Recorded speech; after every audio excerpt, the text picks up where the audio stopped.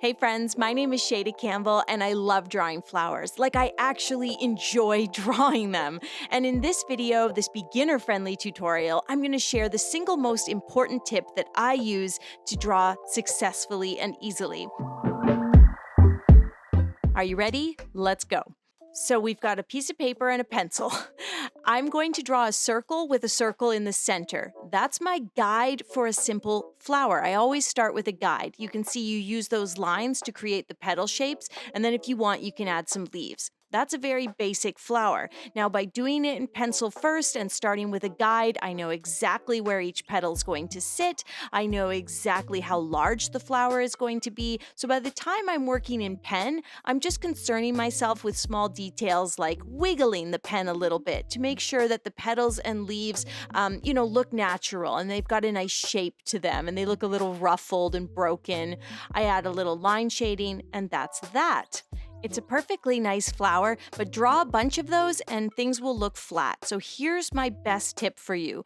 This time, start with an oval and then place the center oval low in that oval. Put in your petal shapes and see how much things change. See how the guide changes. The front petals are much shorter. And then we did a second one down here, and the front petal is really just this thin, horizontal shape. And then once you know that trick, it becomes a lot easier to make flowers that are dynamic, that look like they're twisting and turning, that they're a little bit concave. So you're either going to have these really short front petals or you're going to have this extremely thin horizontal petal, and it looks suddenly like these flowers are curving away, they're concave, they're dynamic and interesting, and place those alongside the flower that has the equal petals, the one that's sort of opening straight up to the viewer, and you're going to have a beautiful floral arrangement, and it's all going to happen really easily and naturally. Erase all your pencil marks, get rid of that guide, and then come in with a smaller fine liner and start adding the line shading. Now, this is a tip that I start off with in my course on floral illustration.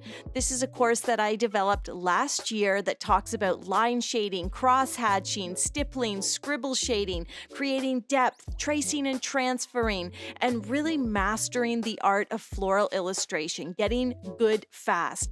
The combination of video lessons with me along with worksheets means you'll develop your confidence quickly and really get good at drawing flowers with ease.